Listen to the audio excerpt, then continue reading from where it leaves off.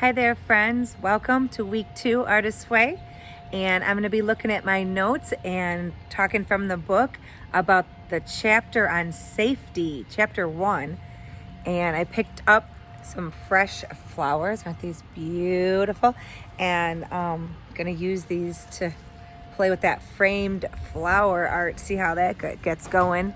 Hopefully we'll see how that turns out together, huh? Usually, not everything goes perfectly. We learn something in every exploration. Remember that. All right, here we go. I'm excited. All right, so you guys loving the book? Good. So you probably had to review the introduction and then get going into safety. I'm going to review a couple things from last week too. So let's start off with what it says on the right-hand side for week 1, kind of that summary. It says, this week initiates your creative recovery. You may feel both giddy and defiant, hopeful and skeptical. These readings, tasks, exercises aim at allowing you to establish a sense of safety, which will enable you to explore your creativity with less fear.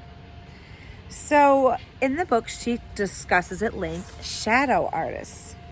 And that's interesting, huh? Have you ever heard of that concept? There, caught between the dream of action and the fear of failure, shadow artists are born.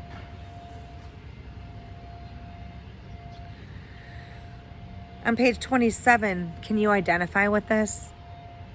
Too intimidated to become artists themselves, very often too low in self-worth to even recognize that they have had an artistic dream.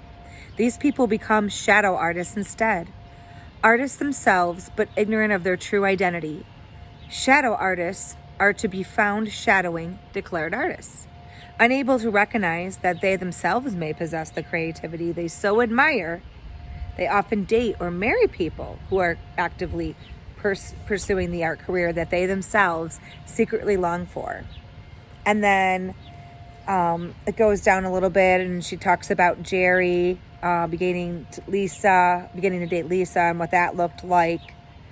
And then if you skip down a little bit, it says, artists love other artists. That's why we're all together. Shadow artists are gravitating to their rightful tribe, but cannot yet claim their birthright. So we're attracted. You see that? Very often, and I love this, she talks about this later in the book, very often audacity, not talent, makes one person an artist and the other a shadow artist. It's their her willingness to declare that she's an artist, to stand on that promise that you are, regardless of what your product looks like, you are. Is that something you're able to do? Okay, I went off on a tangent, I'm sorry. Let's read. Very often, audacity, I'll read it again, not talent, makes one person an artist and the other a shadow artist, hiding in the shadows, afraid to step out and expose the dream to light, fearful that it will disintegrate to the touch. Shadow artists often choose shadow careers, those close to the desired art, even parallel to it, but not the art itself. Interesting. Maybe that's why I'm in marketing and editing and helping and not writing my own book. Could it be true? On the page 28, I like in the middle of the page, it takes a great deal of ego strength to say to a well-meaning but domineering parent or just plain domineering one, wait a minute, I too am an artist. The dreaded response is, well, how do you know? And of course, the fledgling artists, they don't know. There's just this dream, this feeling, this urge, this desire. There's seldom any real proof, but the dream lives on, right? As a rule of thumb, shadow artists judge themselves very harshly. Bingo!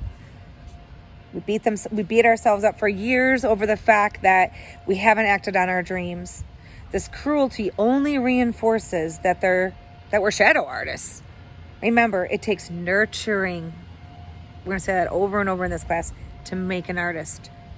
Shadow artists did not receive sufficient nurturing. They blame themselves for not acting fearlessly anyhow. So we're supposed to just be brave even though no one ever showed us. Okay, that makes a lot of perfect sense, right? But anyway, wow. The top of 29.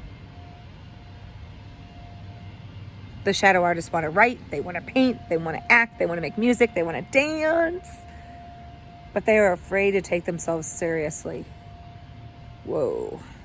In order to move from the realm of shadows into the light of creativity, shadow artists must learn to take themselves seriously.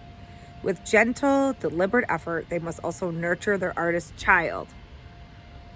Creativity is play, but for shadow artists, learning to allow themselves to play is hard work. So, could you identify with any of that?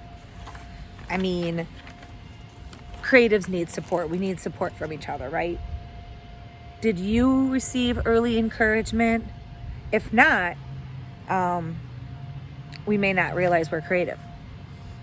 Shadow artists, as we just read about, are caught between that dream of action and that fear of failure. Were your early creative urges ignored or suppressed? How about what I shared during check-ins last week about mine? Stop daydreaming, get your head out of the clouds, straighten out, fit in. Don't think like that. Stay over in this lane. This is the safe lane. This is the lane where you make money. We'll get into that. Ignoring our creative spirit can lead to a haunting dissatisfaction with career over the years. Maybe you felt that in what you're doing. Do you pour your creativity out into helping others before helping yourself? Low self-worth develops and we become ignorant of our own artistic talents and our true identity. Do you relate to that? Because artist abuse, as she talks about, is a real thing. And that might be something you possibly need to look at. Yeah. She goes into that concept of artist abuse. Remember, your artist is a child on page 29. Judging your early artistic efforts is artist abuse. Well, what does that mean?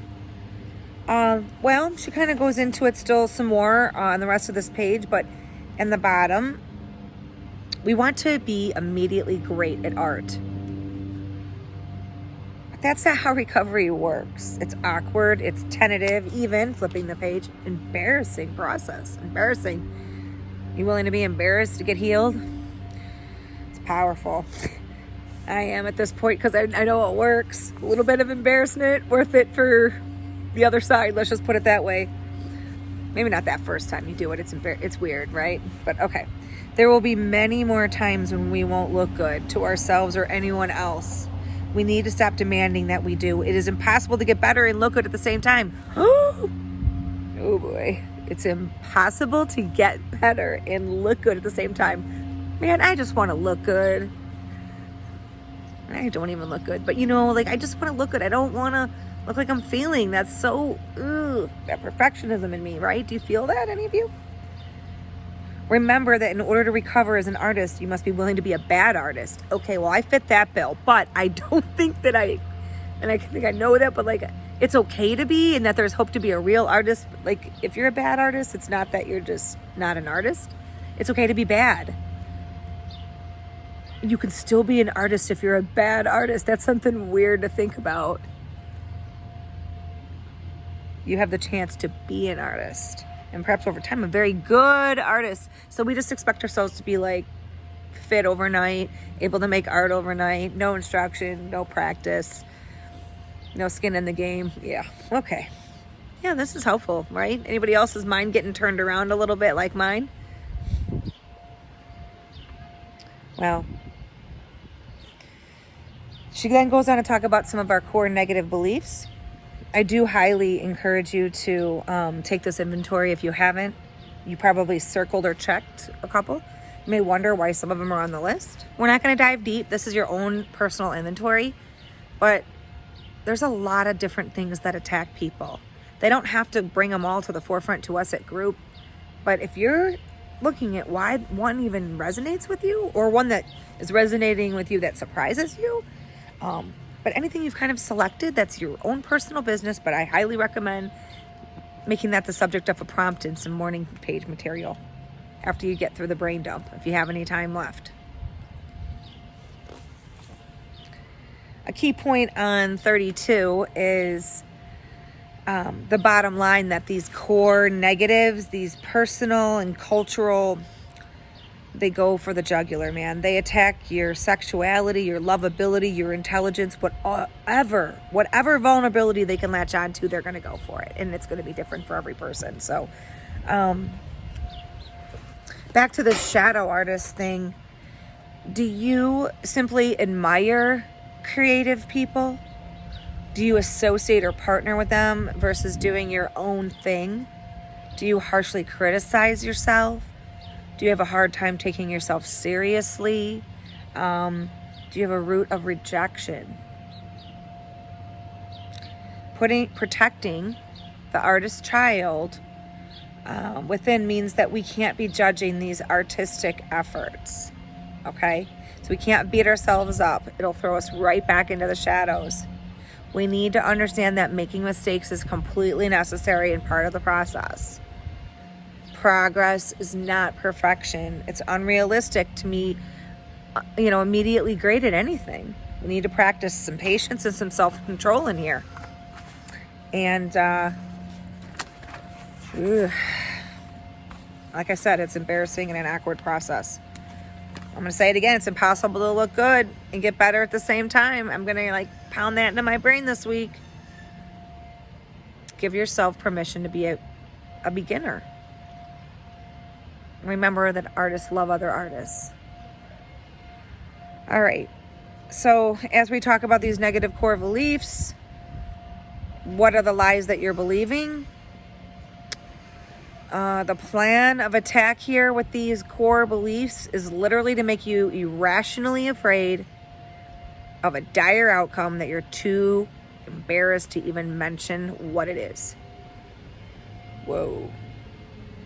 What about finding any objections in the morning pages you did?